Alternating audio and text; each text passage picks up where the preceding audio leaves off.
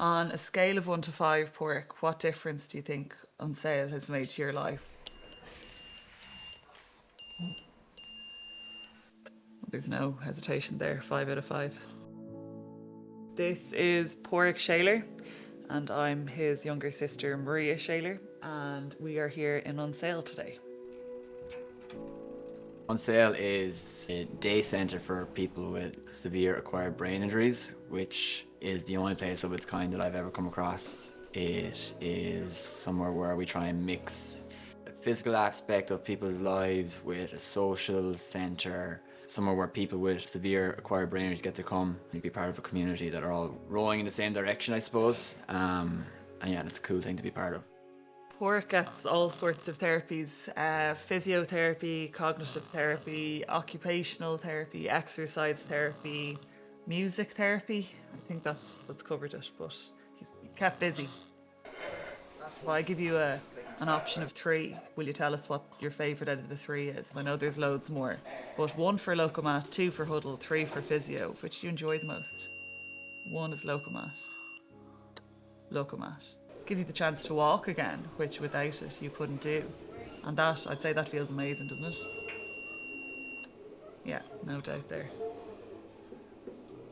Coming here, it's as much social as it is sort of exercise or cognitive activities. When you come here, everybody sort of, understands the other. That just to see others that are like you makes it easier to accept what has happened. I'm not alone in this. Summer of 2013, he had just finished his final exams and he was on a J1. And he was cycling to work one morning and he was hit by a truck that was trying to overtake him. When I think back, when we heard about the accident, we knew it was a very serious accident. And my first thought was, don't let him be left in a wheelchair. When I think of it now, that was the first thought that came into my head. I mean, brain injury doesn't really come into people's heads straight away. There was quite an amount of pressure to give his organs while we were there. And you're in such a state of distress, and they talk to you about an intolerable, meaningless life that he's going to have. I decided at the time, look, we can't think clear here, let's just take him home. When Pádraig had his accident, we were looking for services to support him and us in our new lives. And we thought somebody must have set up a service like this because Pádraig was not the first one to suffer those injuries. We discovered that there wasn't any service. So with the help of many friends and the HSE and the government, we set up a pilot project. We proved that it is possible and very helpful to the families to have a service like the An Saol service. It has grown from 3 to 4 to 5 to 28 families now. And what we're doing in An Saol has already contributed to changing the life of many, many people, and it will just grow. And a lot of what we are doing today really has been inspired by Pádraig. I didn't know Pádraig before his accident, but I feel like now I do. I can see that he's someone that loves his life. He just loves living, he loves adventure, and that hasn't changed in him. And it's cool to be part of him getting to go to gigs, or like his dream was to go to Alaska and they got to do that this year, and that's what I get my kicks from, like me being able to help him do that. Keep your toes out the sides. He is probably a model example of how places like An Saol can help people, because if you look at it from a medical point of view, Pádraig, I don't think he takes any medications.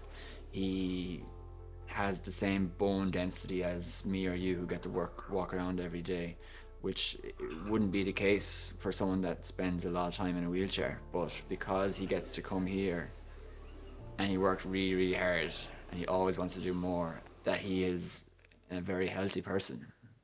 But he's just a little bit different to me.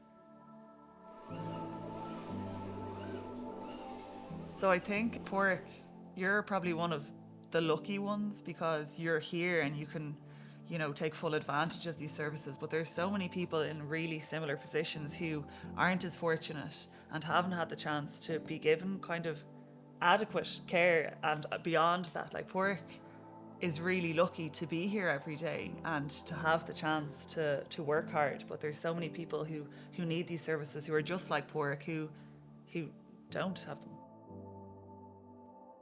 Pádraig's injury is on the very severe end, but his life for him is meaningful. He's happy.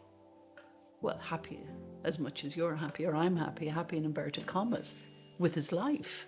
I mean, I think they accept it probably much more than those of us around him accept it. But their life for them has meaning and has happy moments too.